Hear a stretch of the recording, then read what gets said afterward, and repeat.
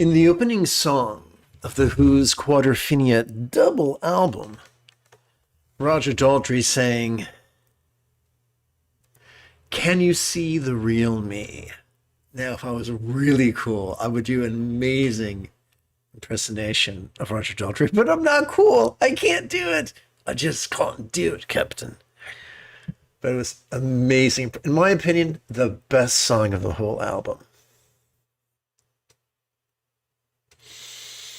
You and I and everybody else are too on guard to perceive our authentic self, on guard against our scattered impulses, which are dangerous and destructive, beguiled by our controlling impulses in an attempt not to indulge our scattered ones,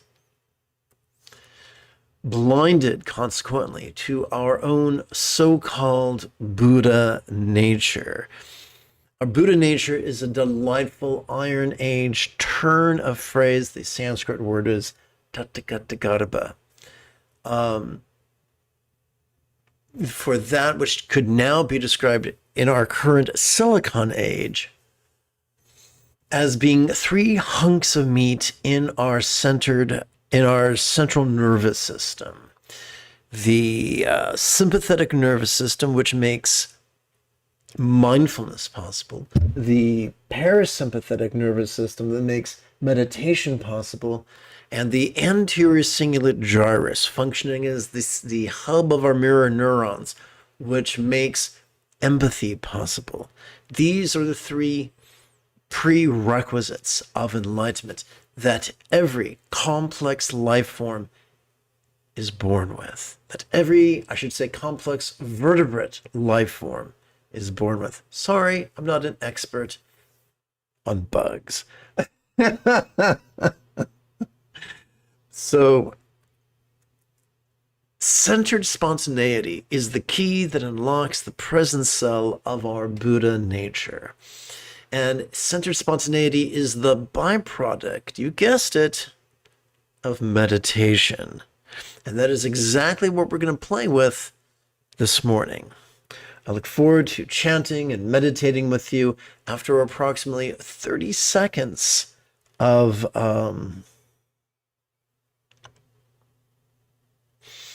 housekeeping.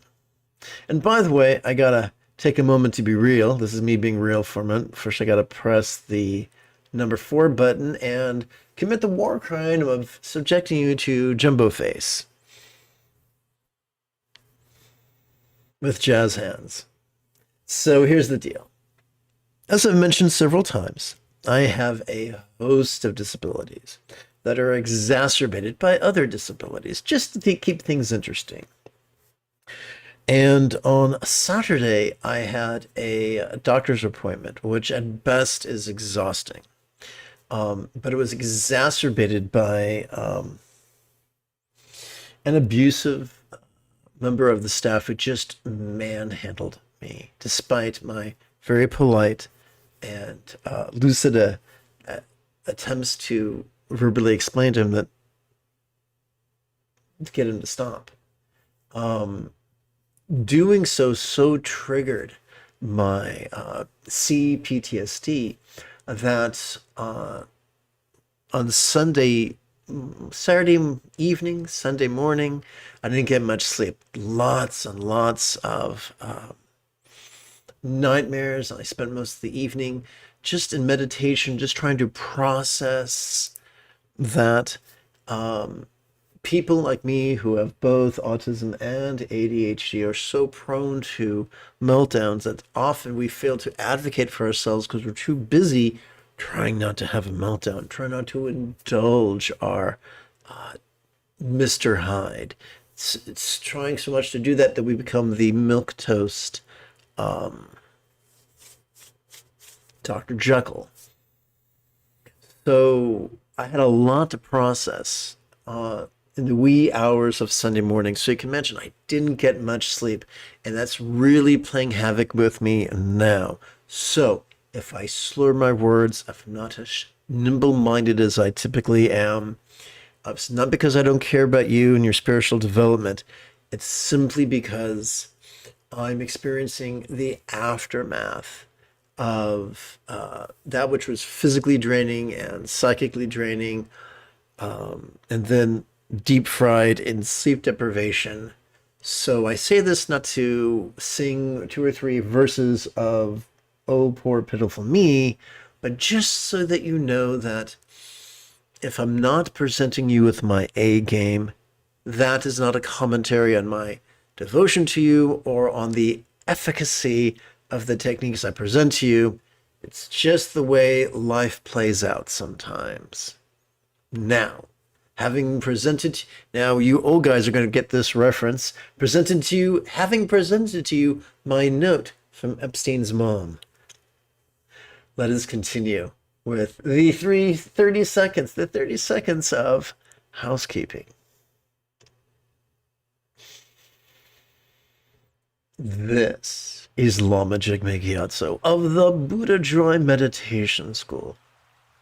For more than 30 years, I spent more than 8 hours a day, every day, studying, practicing, mastering, and reverse engineering the teachings, techniques of each school of Buddhism so that you would not have to. Welcome to Meditate Like a Jedi, which is made possible due to the generosity of viewers just like you.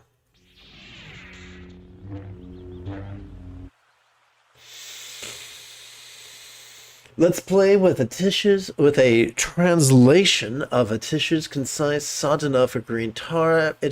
I forgot, I really should add the name of the person who translated it. That would be really considerate. But anywho, it's been adapted and amplified by yours truly. Typically, whenever you see something in italics, especially that's me adding something to it, not hopefully in a spirit of self-importance, but just because I want you to get it. I want it to be easy for you, and I want you to just experience the power of these techniques decoded for this culture and this time.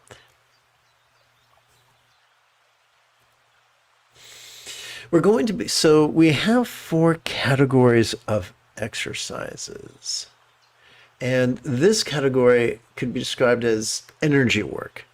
It's known by many names, including completion stage tantra. This particular exercise is known as calling the Lama from afar, or if you prefer the Tibetan, Lama Kyeno. So what we're doing is inviting our experience of energy to coalesce at our crown, which oddly enough helps us to let go. To help this happen, we're going to chant these 4 lines, or quatrain if you like the thesaurus. We're going to chant this quatrain, not taking it literally, but taking it figuratively. And now, together, let's chant. Let's place our hands together in the puckered palm position overhead. Lama Drojang, please come to this crown and lavish me with all the attainments, both conventional and ultimate. So Drojang is Tibetan for green Tara, who is an archetype, and we'll get more into that later on. So Lama means teacher. So what we're saying is when we say teacher green heroine or green Tara, we are not referring to a literal entity, but to the anthropomai. I have trouble with this word. As a way of a metaphoric description of the essence of the teachings. Lama Drojang, please come to this crown and lavish me with all the attainments, both conventional and ultimate. Lama Drojang, please come to this crown and lavish me with all the attainments, both conventional and ultimate. And now, at last, we get to practice our first group meditation this morning. As children's, our first bicycle most likely had training wheels. And although they were clunky, they typically got the job done. Similarly, this morning, our first exercise is clunky. During our inhalation, we could silently and mentally recite the 12-syllable phrase, perceiving this very turbulent, play of mind, and during each exhalation, we could silently and mentally recite, relaxing into mind's non-graspable nature. No, Virginia. This is not an affirmation, for we're not dealing with magical thinking. We're not dealing with belief. We're not trying to wish something out of the cornfield. We're simply stating truths that are germane to the practice of mindfulness and meditation in an effort to throw a metaphoric brick through the plain glass window of the preconceptions that we have been spoon-fed. And without any further ado, let's practice.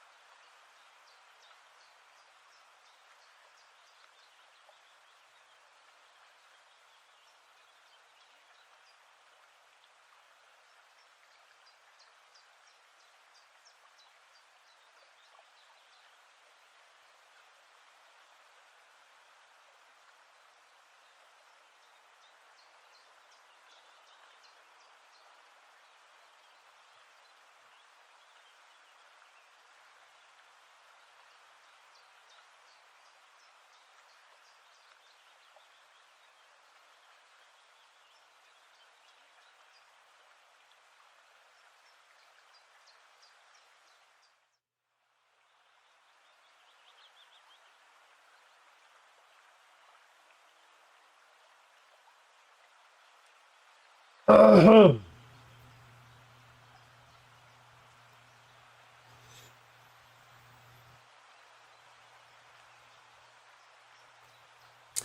we're going to do now is play with the chant. I was taught to me many years ago that words guide intention, intention guides mind, and mind guides energy, which in turn guides matter. So we're going to play with words that help us to plug into our empathetic bodhicitta and enthusiastic refuge. To do this, we're going to play with two recitations. The first is rather literal, and we're setting it to a triplet chant. Together.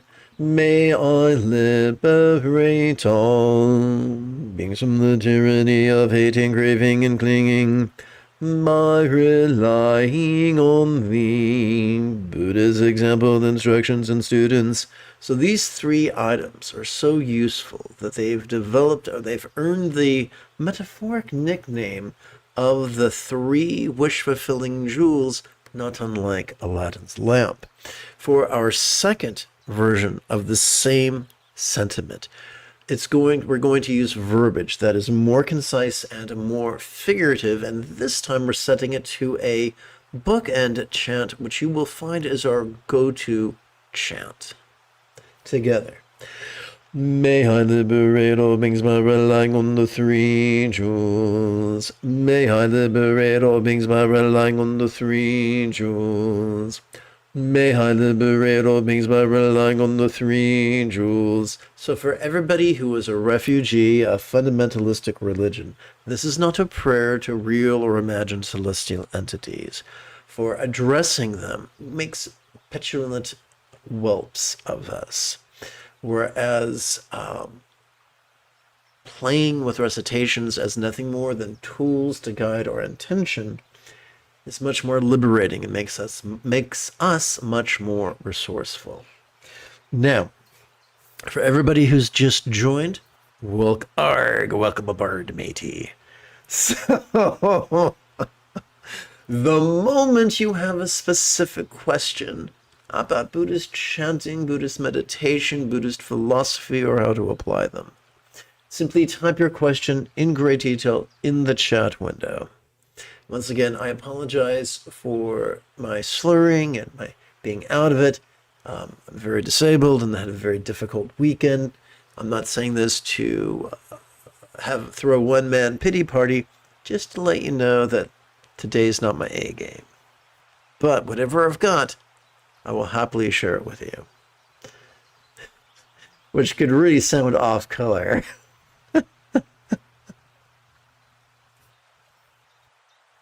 You know, Susie, I just got back from the free clinic, and whatever I've got, I'll share it with you.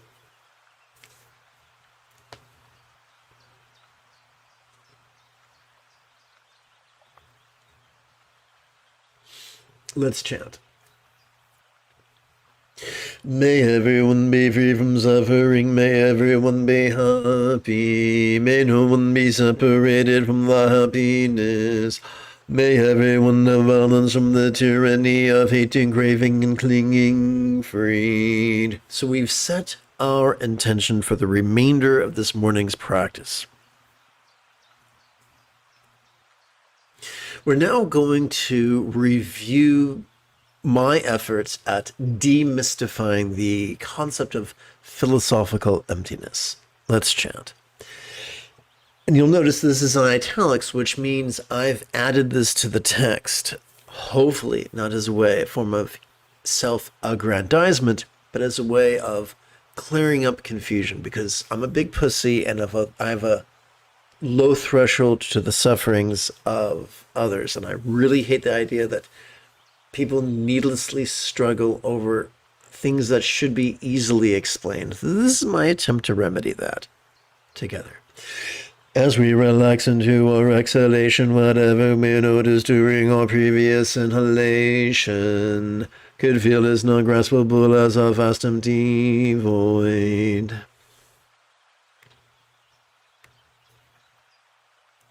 Like the illusion of the infinite azure sky on a beautiful cloudless morn, which, although compelling to the eye, is not graspable to the hand. So this is it. Emptiness and all the other turns of phrases in Buddhism. Phrases like birthlessness or selflessness or deathlessness or emptiness. They're just metaphors to describe the natural process that is available to us during each exhalation, thanks to our parasympathetic nervous system ensconced within the lumbar and cervical regions of our spinal cord. Now, here comes the traditional Sanskrit version of my explanation. Om Soba Vashuddha Sarvatharma Soba Vashuddho. And the traditional literal-minded translation. Om all phenomena, including myself, are purified of conventional existence. Everything becomes as non-graspable as emptiness. So, when I was first exposed to this, it made no sense to me. Fortunately, I was also exposed to the yoga of inconceivabilities that I like to describe as wisdom's dance of impermanence and interdependence. Or the tantric hoedown. The Buddha was fond of organizing all things, beings, and phenomena in terms of 4 bases of mindfulness: the circumstantial, the physical, the interpersonal, and the mental. So we're going to play with those right now, beginning with the circumstantial. This is metaphoric. Let us not... And by the way, this is metaphoric, and what would follow would be a great object for someone who's an expert at writing comic books. It would be so cool. Let's chant. So we're going to start with chanting a literal, not literal, but a rhetorical question. And then we're going to silently and mentally recite its a very concise version of the exact same question. And we will divide the question between our inhalation and our exhalation. What could it look like if all circumstances, all lots blissfully and impermanently melted into rainbow light that interdependently absorbed into this body or form?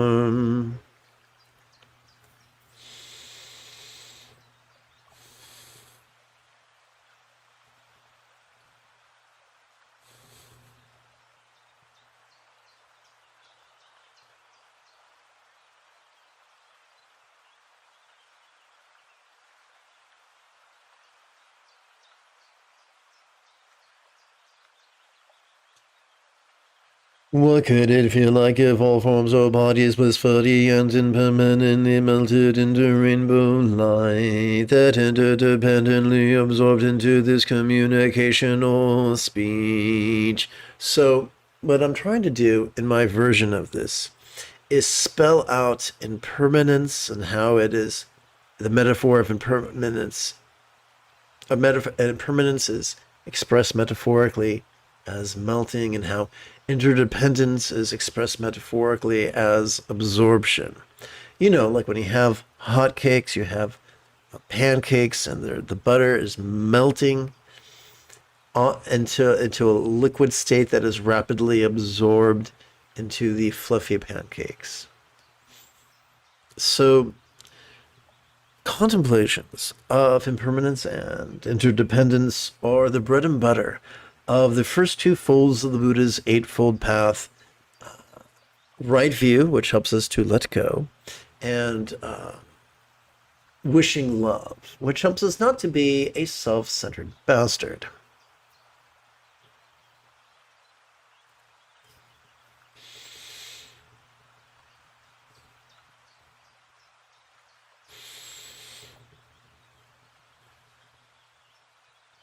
Or as they say in Tibetan, learning how to give a flying fuck about others.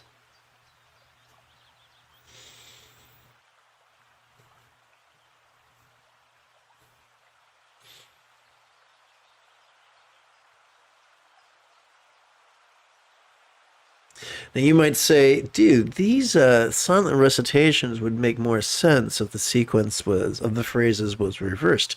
And it would. However, during each exhalation, we are wired to viscerally experience melting. So I'm correlating this not according to editing guidelines, but according to optimizing our physiology for the comprehension of esoteric truths. Together. What could it sound like if all interpersonal speech was fuzzy and impermanently melted into rainbow light that interdependently absorbed into this mind? It's been my experience that communication, the experience of the interpersonal, that communication is a metaphor for our experience of the interpersonal, and that not all communication is verbal. Most of it is nonverbal. But we use speech as a metaphor of our experience of the interpersonal.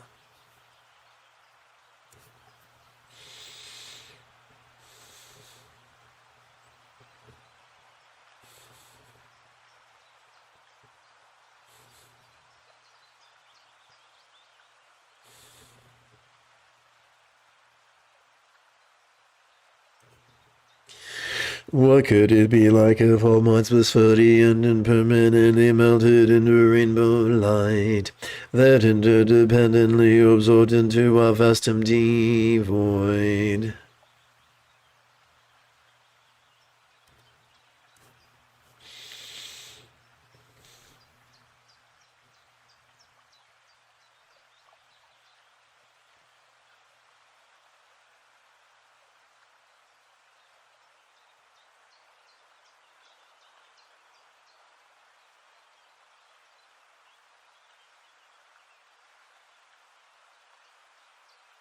And now we play with this morning's first mantra meditation. During our inhalation, we could silently and mentally recite the rhetorical question, now relax into the awareness of this, and this is whatever comes up in the present moment.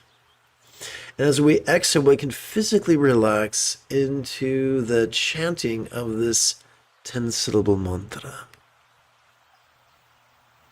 Om tare du na de du re so om da de du na de du re so om da de du da de du re so om da de du da de du re so om.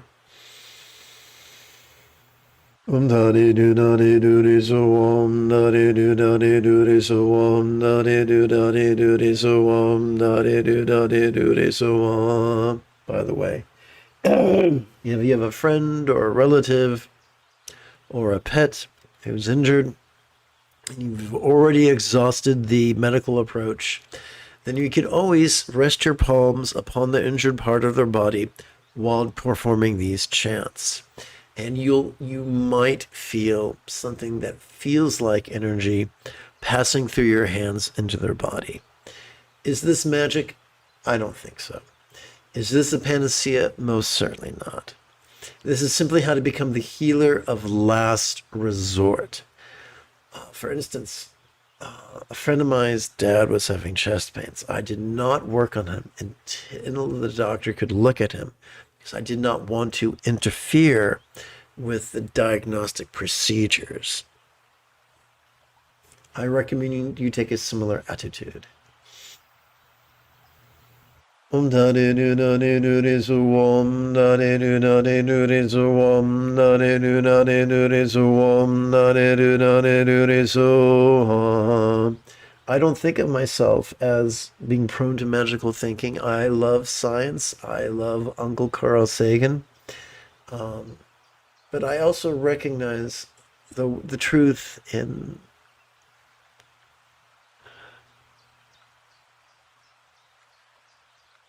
was it Polonius' words to his son?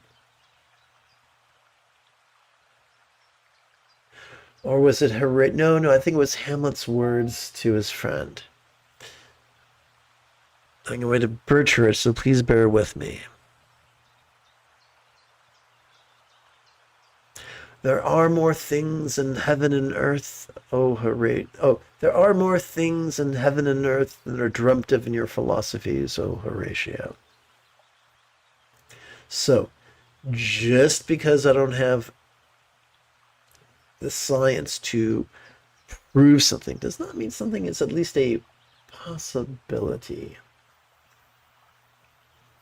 Om da de do da de do de so om da de do da de do de so om da de do da de do de so om da de do da de do de so om.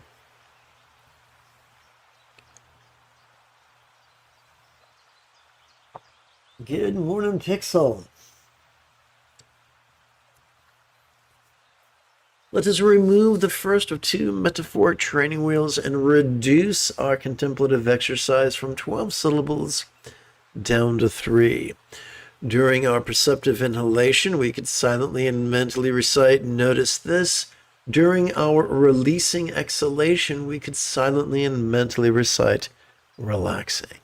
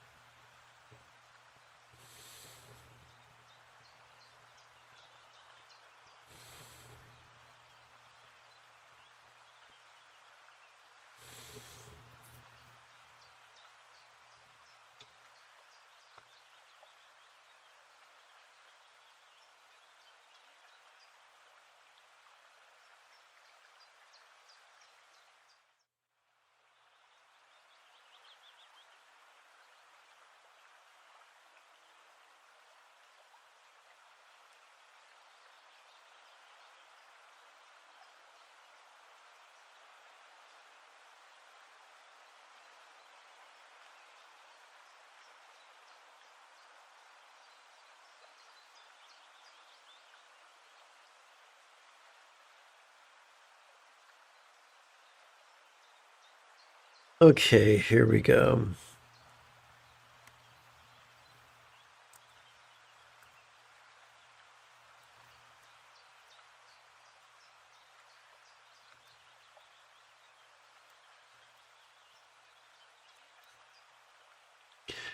Okay, so now we're going to play with a centering contemplation, which is another form of energy work. And energy work has many names, including Bindu Mahamudra. Let's chant. From the emptiness of his palm transforms into a lotus seat. On the top of this appears the cerebral lava, transforms into a moonseed the size of a thumbnail,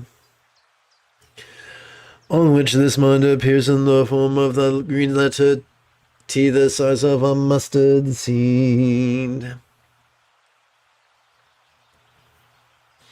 We're now going to contemplate the iconography of the archetype of enlightened activity.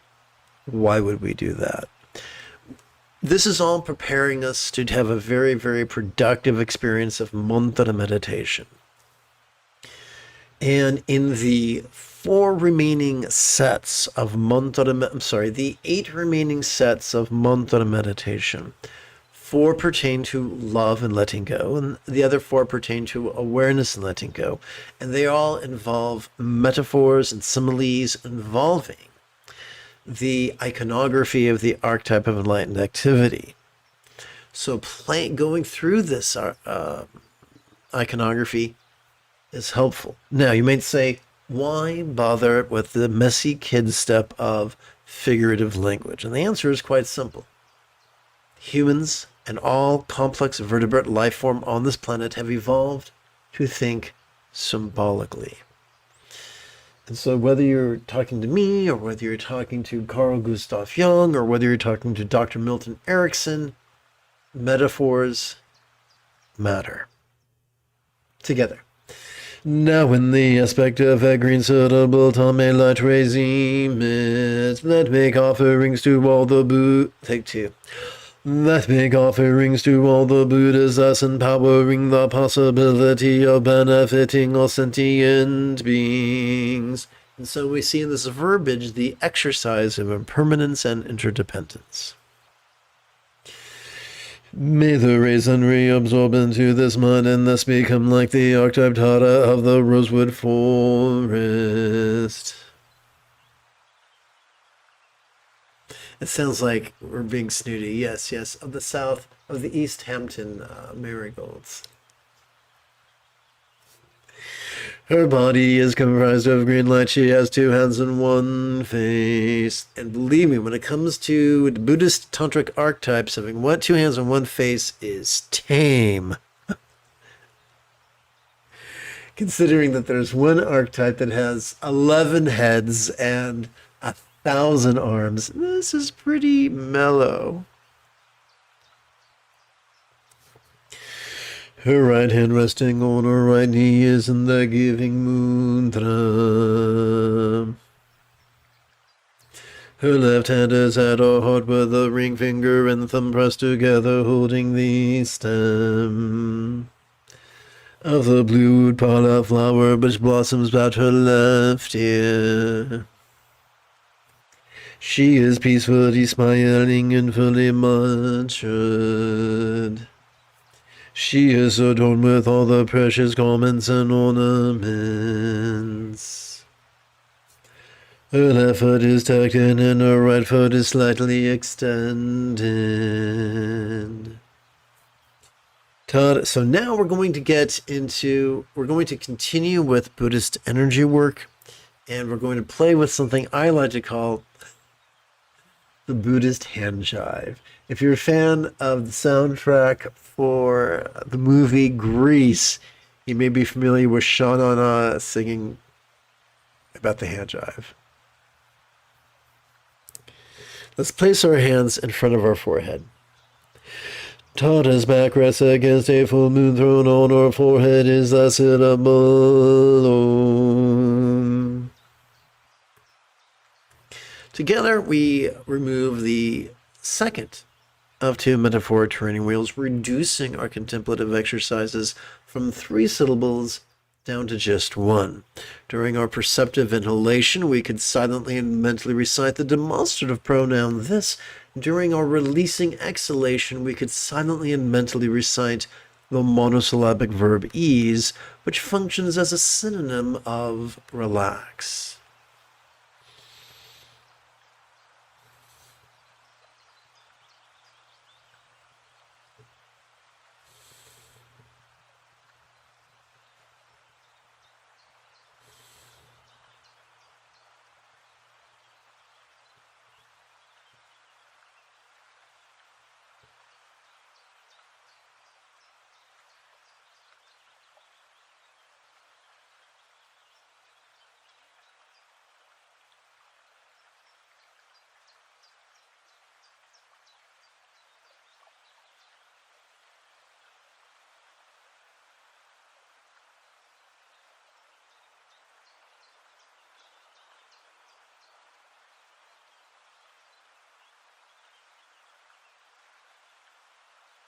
By the way, this is known by many names, including Ati Yoga Tantra, or the practice of mindfulness and meditation, which is the seventh and eighth folds of the Buddha's Eightfold Path.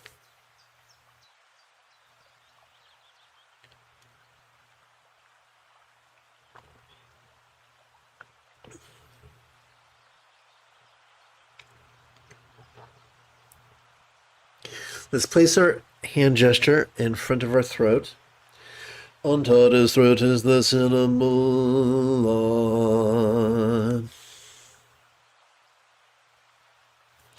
Together as a team, whoopsie.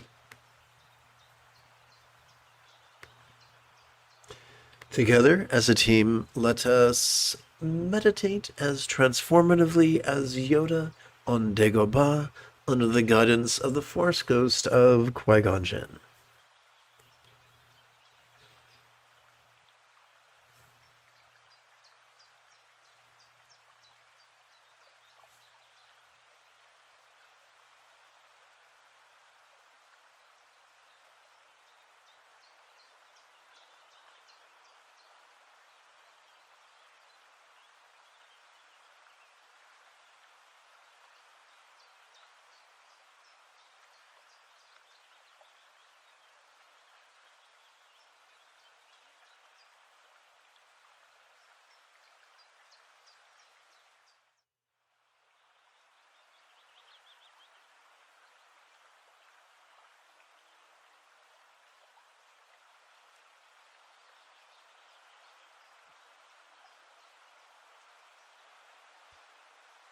There's a big old ugly myth in Zen that if you're truly spiritual, you will not fidget about.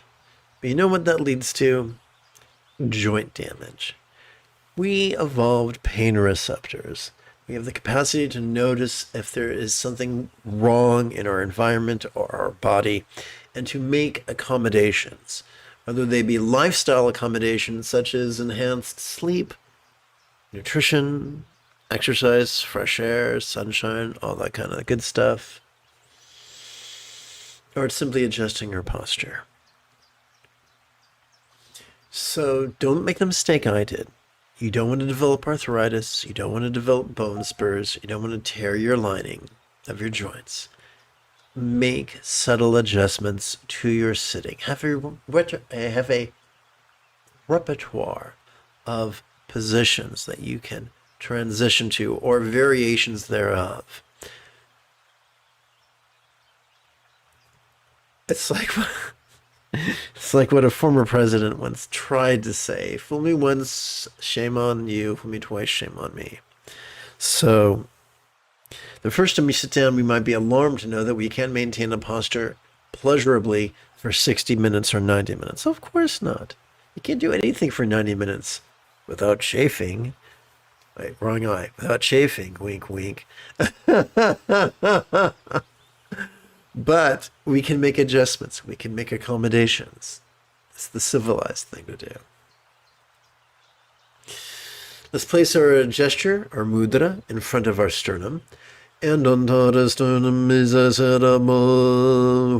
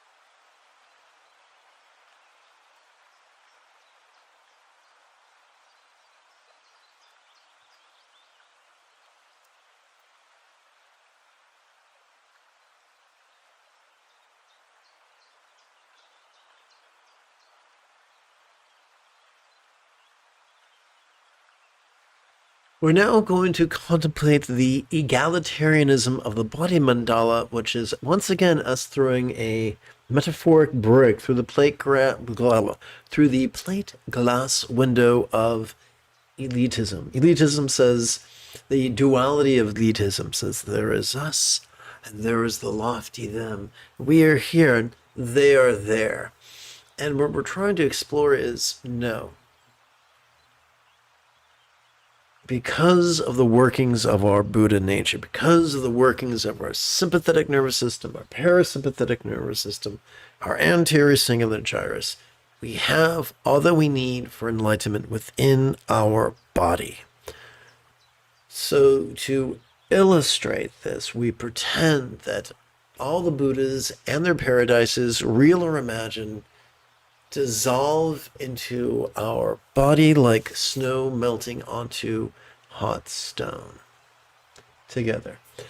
From the sternum whom may light rays emit and invoke all the Buddhas of the 10 directions, each in the form of green Tara. Now we get into some serious hand jive. Gotta move the microphone so I don't smack it. Om benza samayan zahum bam ho. May all these yidams absorb into oneself.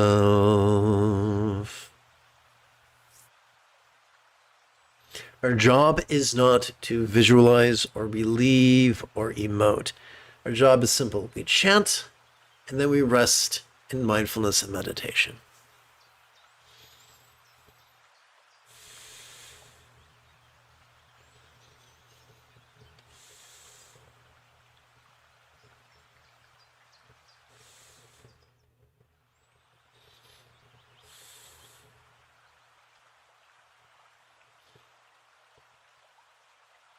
Albert Einstein is famous for many things, but one of the things he's famous for is having quipped that any educated idiot can make things more complicated, more difficult, and more violent, but that it takes a lot of courage and a little bit of genius to move in the opposite direction. So some people made some ridiculously complex body mandalas, visualizing all these Buddhas humping in tantric union in various parts of our body. And yes, they were meaningful, but they were complicated. They were ungainly. So instead, what they decided to do was make things easier and easier and easier. And the easiest way is to visualize that each pore of our body contains a Buddha's paradise full of Buddhas and Bodhisattvas, teachers, and their students. And of course, those who are even the laziest, Donut said you don't have to visualize it. Just mention it. Just infer it in your chant. And then rest and let the subconscious do the heavy lifting.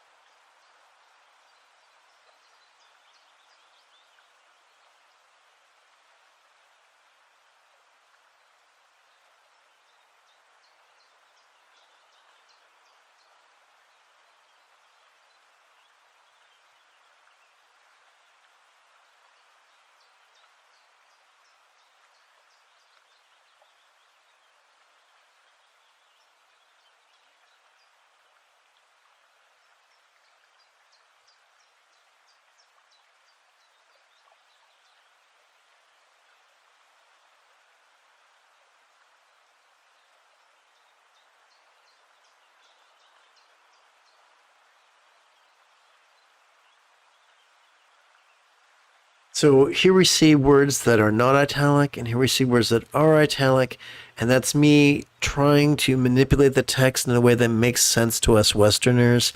And when I can't substitute a word, when I have to just add a word or a phrase, I do it with between brackets or parentheses. Let's continue with energy work. So let's see here.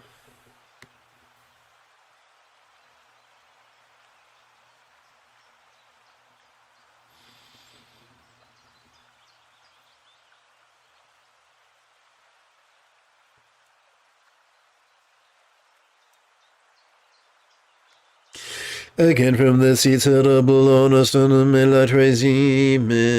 and invoke the five initiating jhana Buddhas. We now recite Om Vajrasamaya and make the request. Please, all Buddhas, bestow on me all empowerments. So once again, we see a transcendence of the elitism of empowerment. The highest teachers of Tibetan Tantra, agree that elitism is not necessary, that empowerment is not necessary. Those who are elitist, those who are yang, who are rigid, fearful, controlling, elitist, cryptic, competitive, and cruel, will pull down their pants and pee on the floor when they hear of such things. Then the Tathagata say Om Sarva Tathagata Abhishekayit Samaya Shriyam. Having thus spoken, they pour water from a vessel on top of our heads. The water goes throughout our bodies, purifying all bodily defilements. It fills up our bodies to the top of our heads.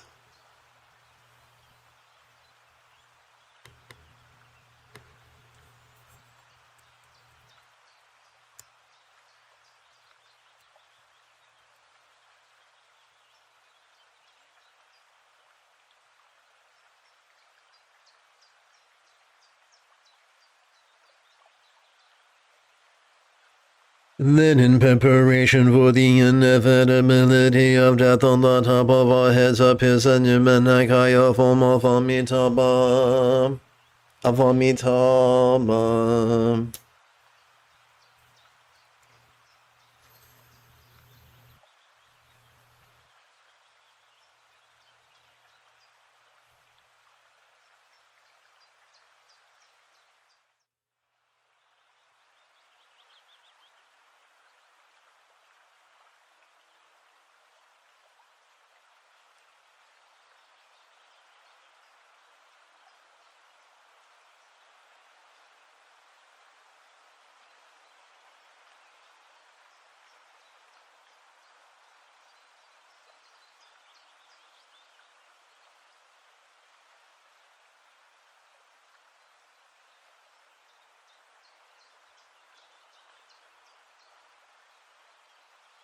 Remember, the moment you have a specific question about Buddhist chanting, Buddhist meditation, Buddhist philosophy, or how to apply them, simply type your question in great detail in the chat window.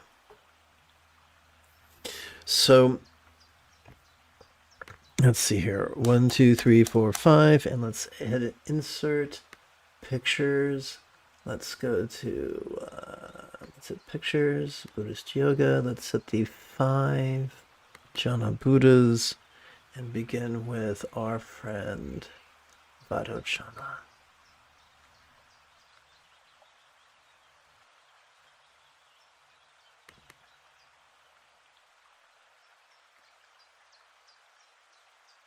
So we talked about body mandala, and in some body mandalas they associate visual perception with Vajrachana Karma Mudra. Let's chant. I offer the experience of wisdom thus appearing yet as not graspable as a void. Om Shama Tara Adashe Patitsahum Soha. Oh, that's right. If I do this, it sometimes results in joint pain, so I don't think we'll do that today.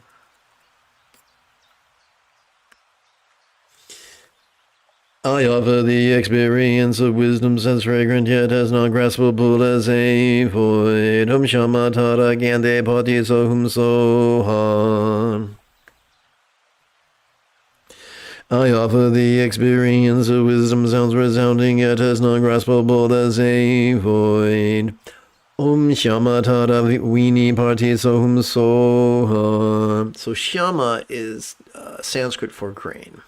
Tada is Sanskrit for rescuer or heroine.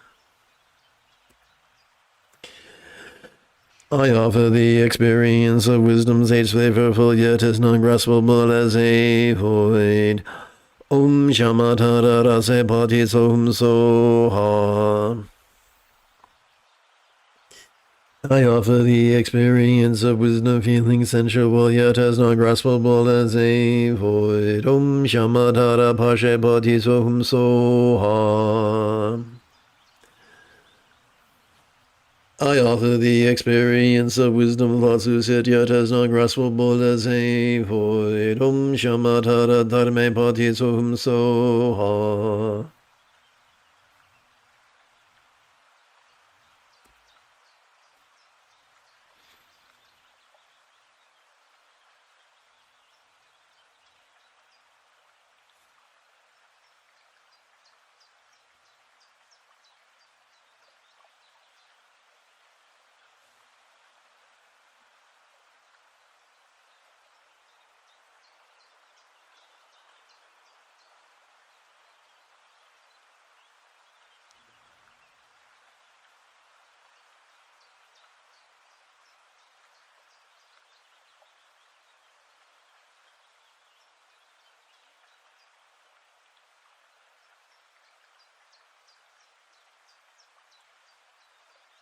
Whoops, wrong button. My goodness.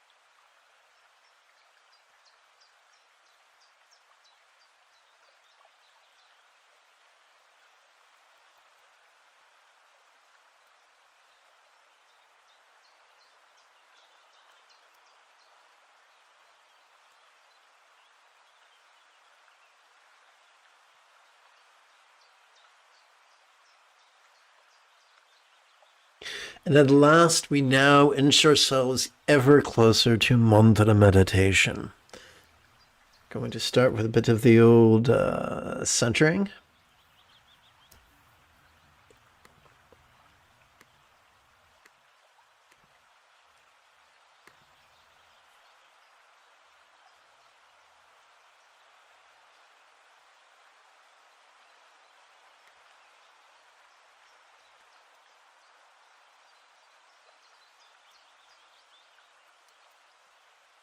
So the reason I keep sharing these synonyms for you is because many duplicitous teachers will play games with synonyms and they'll say, oh, you know this technique, but you don't know this name for it. Therefore, you have to start from scratch. Now give me money. It's horrible. It happens. It happened to me. It happened to other people. So I don't want you making the mistake that one of my teachers made, which was being so enthusiastic, so empathetic for the Westerners that he translated everything into English, but he forgot to tell everybody the Sanskrit names and the Tibetan names, which means we were really just fed through the meat grinder of dealing with trolls. So let's continue. At one spot on the moon, see there is a green settlement, surrounded by the 10 settables from Tare to Tare to Soha. Now, what is about to follow? Copy.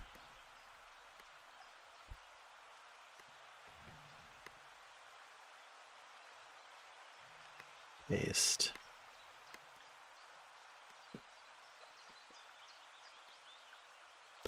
is also known as Tada's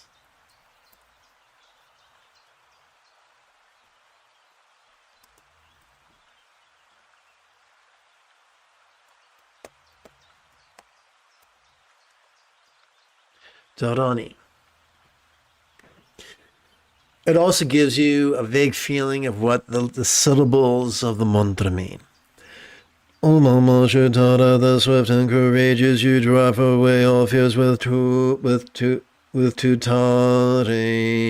Save your wrist for... Now I'm going to change save your wrist into heroin because that's more of a... I like that better.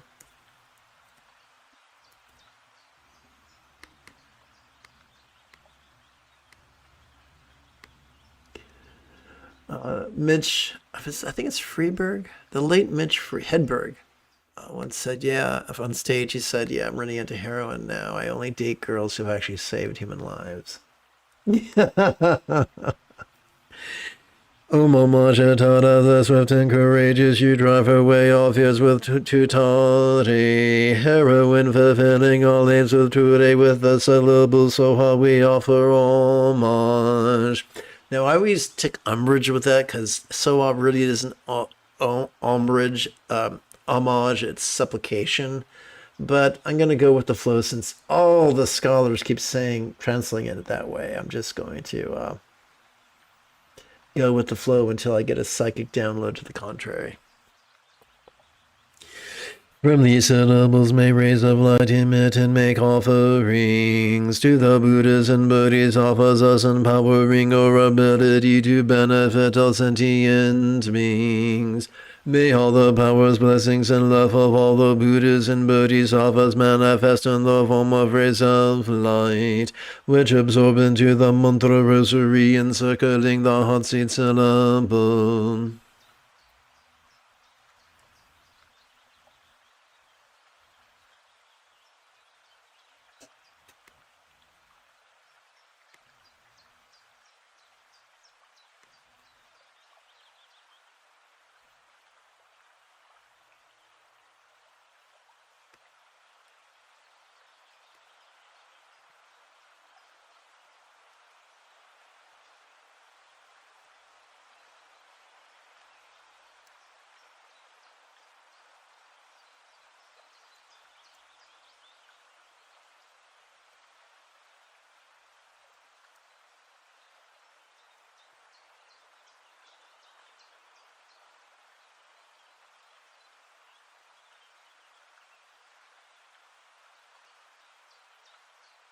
Okay, let's start at the top of the page.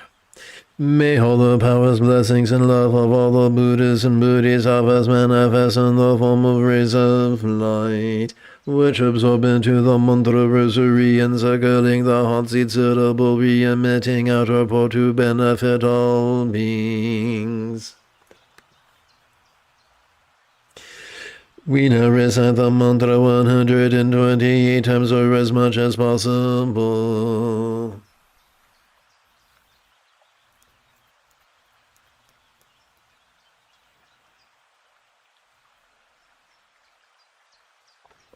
But first we'll rest in mindfulness and meditation.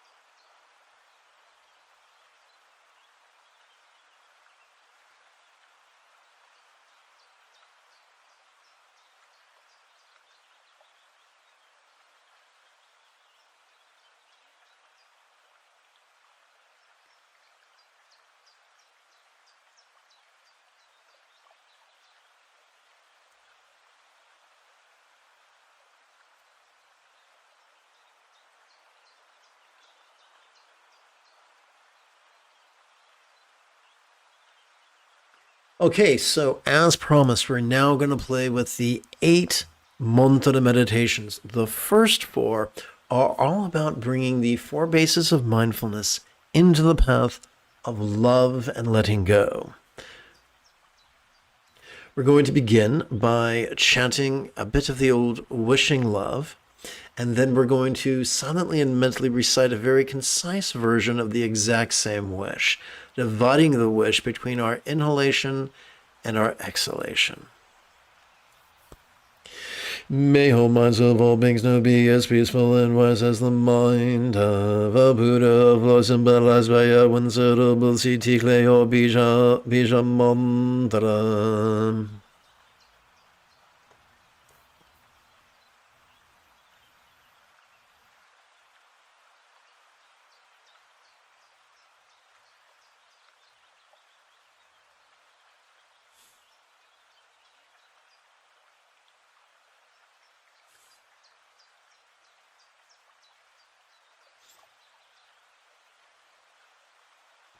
Om Dare Nu Nare Nure So Om Dare Nu Nare Nure So Om Dare Nu Nare Nure So Om Dare Nu Nare Nure So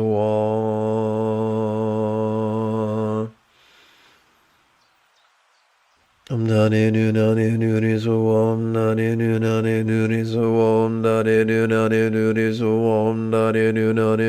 So Om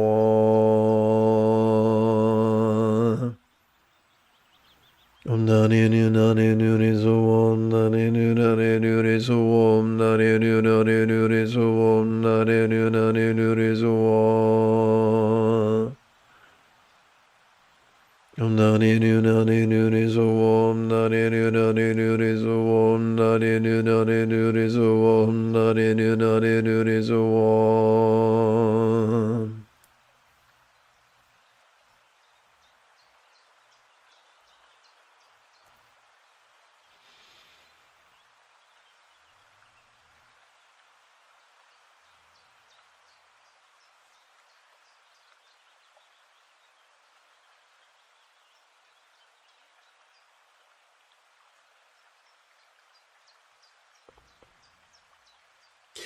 May all beings into personal experience of communication or speech now be as joyful and laughing as a real or imagined Buddha's communication symbolized by this ten-syllable mantra.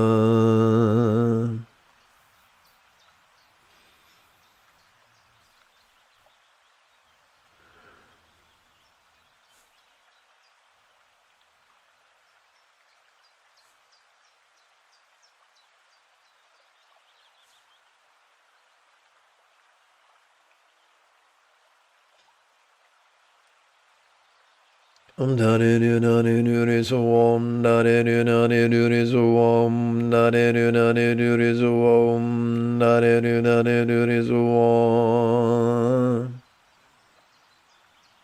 Om Dare Nu Nare Nure So Om Dare Nu Nare Nure So Om Dare Nu Nare Nure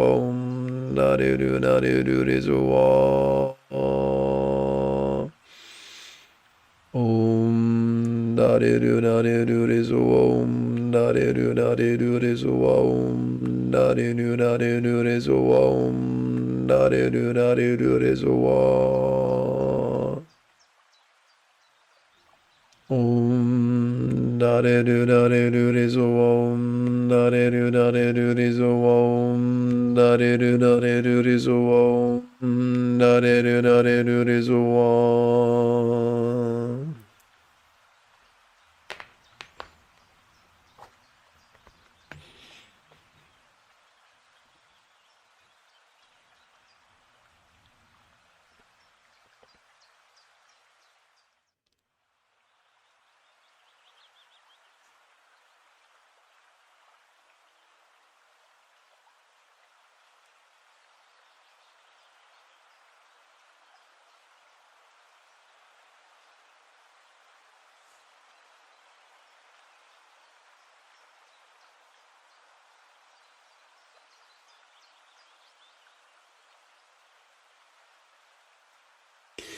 May all bodies or forms of all beings now enjoy the beautiful health depicted in Buddhist thought. of the blissful body of a yodam of lore and archetype of enlightenment.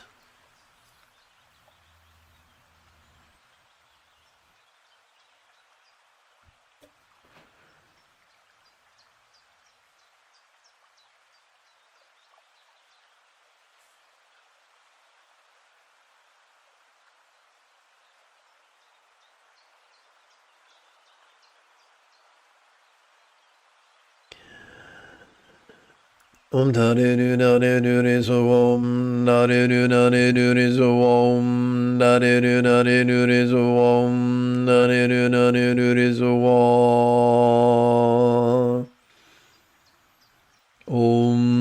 Dare Du Dare Du Re So Om Dare Du Dare Du Re So Om Dare Du Dare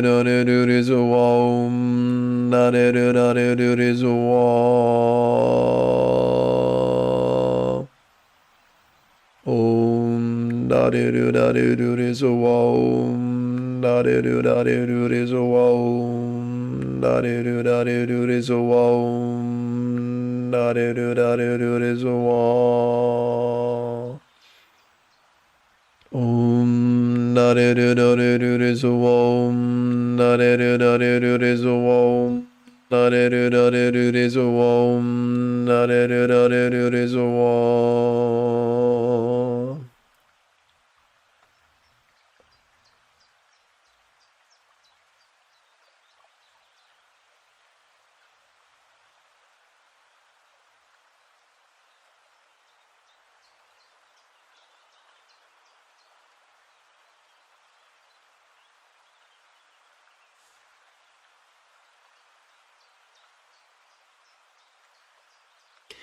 May all circumstances or lots of all beings now have their safety, good fortune, and boon. As a Buddha's real or imagined paradise, pure land or bounty.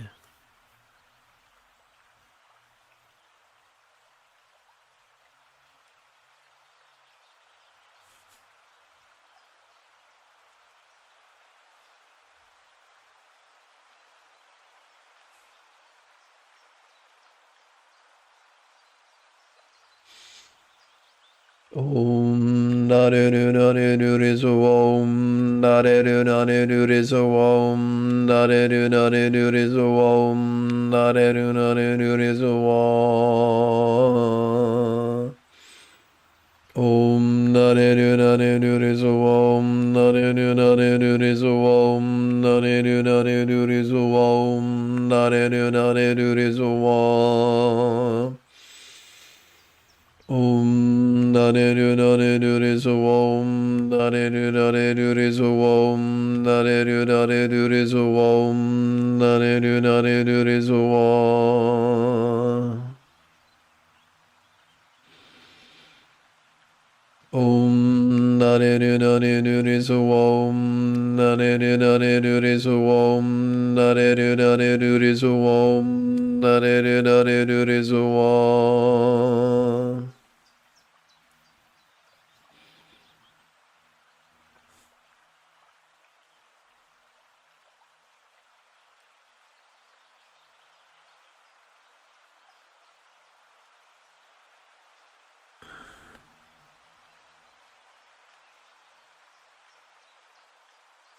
As promised, we now come into the second 4 sets of mantra meditation. The common denominator for this is not going to be love and letting go, but awareness and letting go.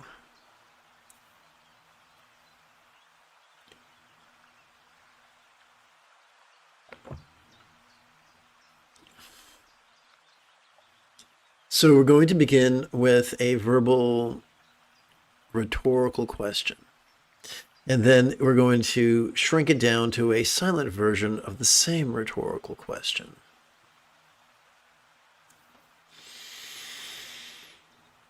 I should say a concise version of the same rhetorical question.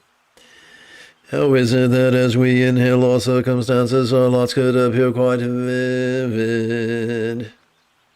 Yet as we relax into our exhalation, they could feel as non-graspable as a real or imagined paradise or body of light. So at the very beginning, well, not the very beginning, but the beginning-ish part of the practice text, we talked about how similar we are to Green Tata. This is how. How is our circumstance like Green Tata's paradise? It is appearing yet non-graspable.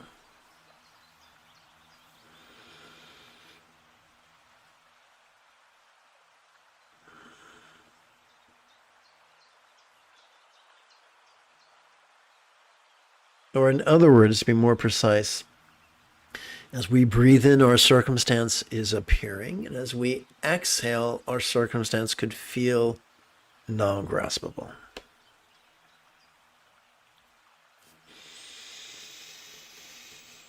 Om Nare Nu Nare Nu Re So Om Nare Nu Nare Nu Re So Om Nare Nu Nare Nu Re So Om Nare Nu Nare Nu Re So Om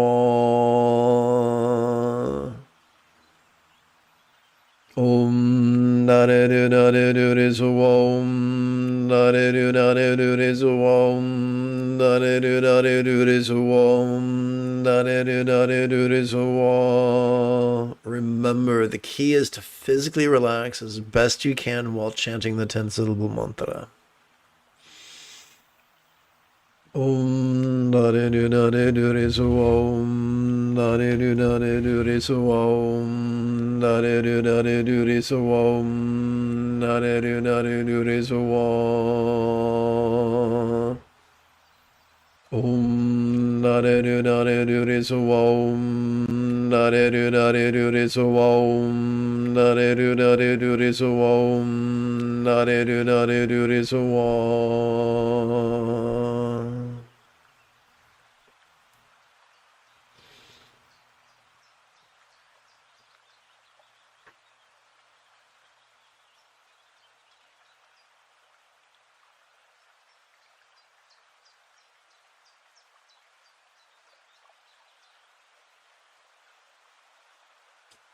How is it that as we inhale, all bodies or phones could feel quite sensual?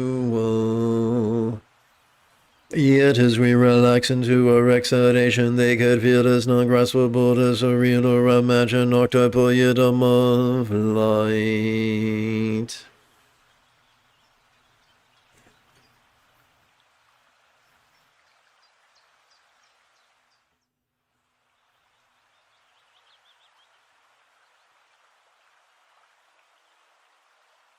How was our body like the real or imagined body of the archetype of enlightened activity? Simple. As we breathe in, our bodies feel sensual.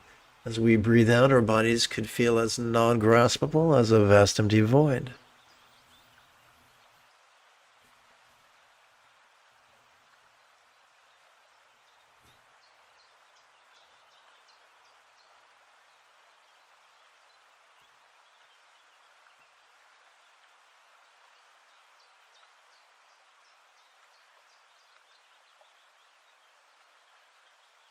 Om Nare Nu Nare Nu Re So Om Nare Nu Nare Nu Re So Om Nare Nu Nare Nu Re So Om Nare Nu Nare Nu Re So Om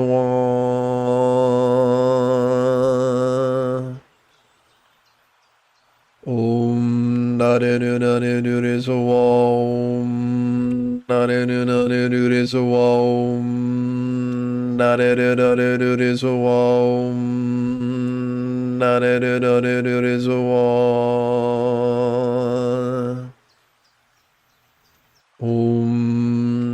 Nare Nu Nare Nu Re So Om Nare Nu Nare Nu Re So Om Nare Nu Nare Nu Re So Om Nare Nu Nare Nu Re So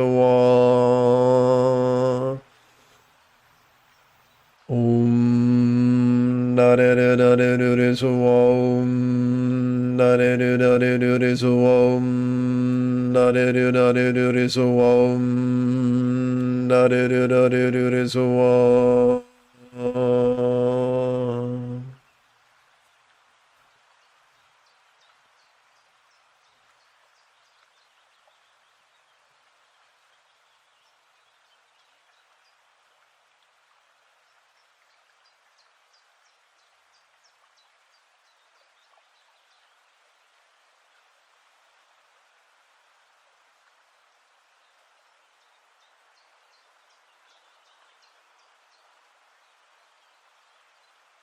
How is it that our experience of the interpersonal is like the real or imagined experience of the interpersonal of Green Tata? Simple. As we breathe in, our experience of the interpersonal is resounding, literally or metaphorically, and as we exhale, our experience of the interpersonal could feel as non-graspable as if it was as of a mantra comprised only of light. How is it that as we inhale, the interpersonal experience of communication or speech could be quite resounding? Yet as we relax into our exhalation, it could feel as non-graspable as a real or imagined mantra of light.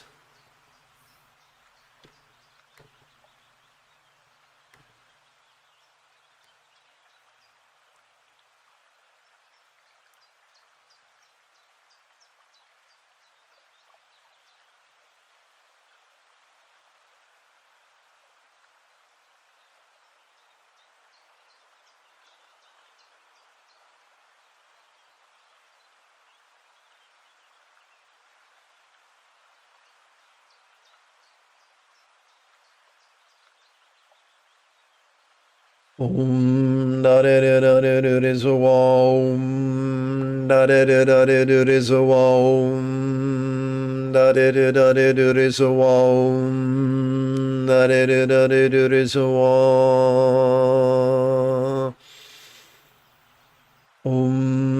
da de de da de de de so om da de de da de de de so om da de de da de de de so om da de de da de de de so om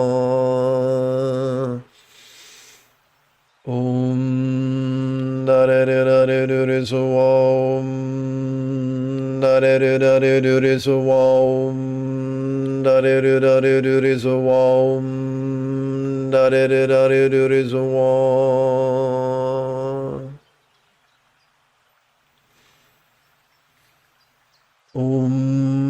da de de da de de de so om da de de da de de de so om da de de da de de de so om da de de da de de de so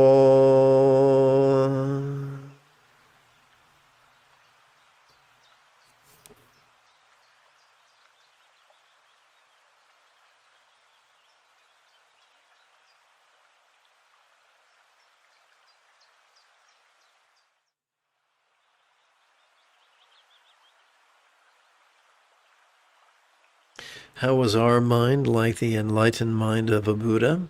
Simple. As we breathe in, our minds,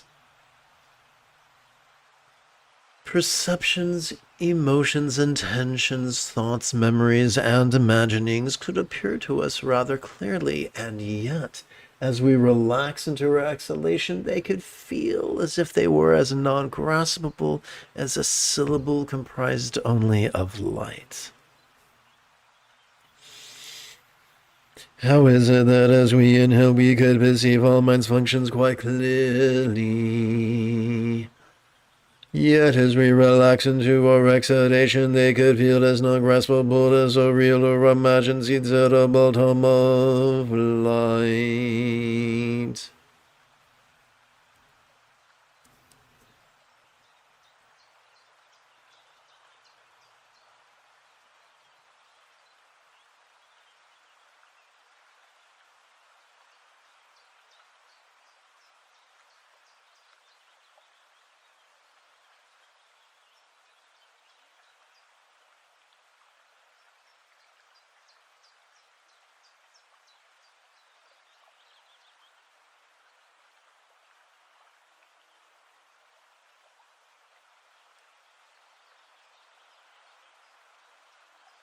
Om da de de da de de de so om da de de da de de de so om da de de da de de de so om da de de da de de de so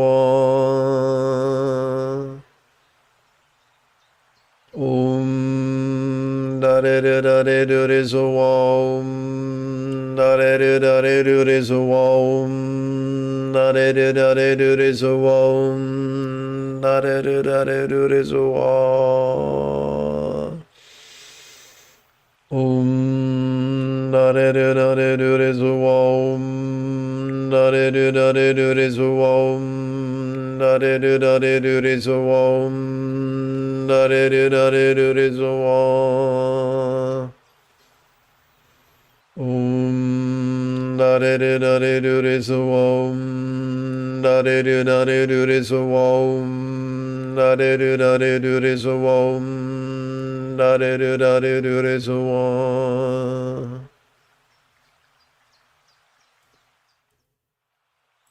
This is our final meditation of the live stream, so let's make it count.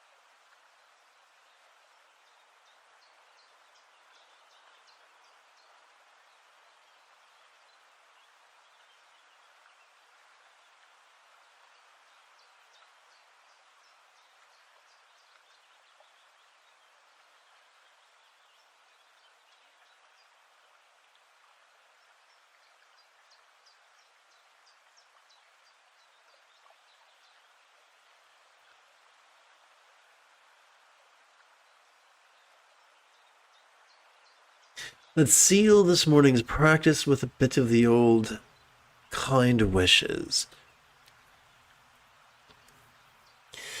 May the common and supreme attainments of magical powers and full enlightenment be lavished upon all sentient beings and myself.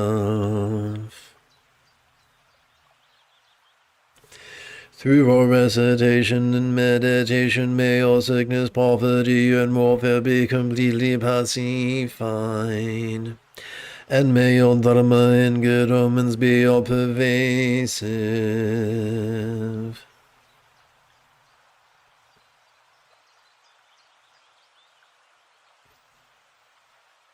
If you feel that I have earned it, you could give this live stream a thumbs up. You could even help support this channel. In approximately 9.5 hours, I would very much like to return to lead today's evening meditation class and group practice. And if you are as geeky as me, may the Force be with you always.